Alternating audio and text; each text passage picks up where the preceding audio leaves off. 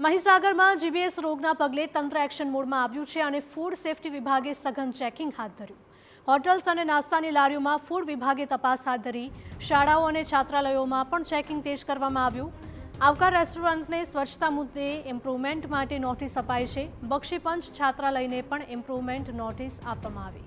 લુણાવાડા નગરપાલિકાની લારી ગલ્લા ધારકો સામે કાર્યવાહી। ગંદકી ફેલાવનાર લારી ગલ્લા ધારકો સામે દંડનીય કાર્યવાહી કરવામાં આવી છે।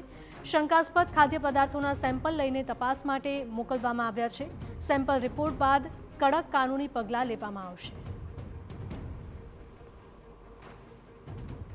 ફૂડ વિભાગ હવે સઘન ચેકિંગ કરી રહ્યું છે। જેટલી પણ હોટલ રેસ્ટોરન્ટ કે જ્યાં શંકાસ્પદ જથ્થો જો જણાય છે તો તેના સેમ્પલ છે તે લેબમાં ટેસ્ટિંગ માટે મોકલવામાં આવી રહ્યા છે અને જો આ રિપોર્ટ્સ ફેલ આવશે તો તેની વિરોધમાં કાયદેસરના પગલાં પણ લેવામાં આવશે।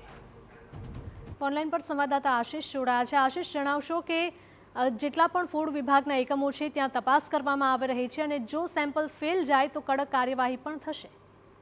જી, મહીસાગર જિલ્લામાં અઠવાડિયા પહેલા જીબીએસના કેસ સામે આવ્યા હતા, જે બાળકોમાં થયા હતા અને 5 શંકાસ્પદ કેસ મળી આવ્યા હતા, જેને લઈને મહીસાગર જિલ્લા આરોગ્ય વિભાગ અને મહીસાગર વહીવટી તંત્ર સતર્ક બન્યું હતું અને તમામ જગ્યાએ તપાસ આદરી હતી।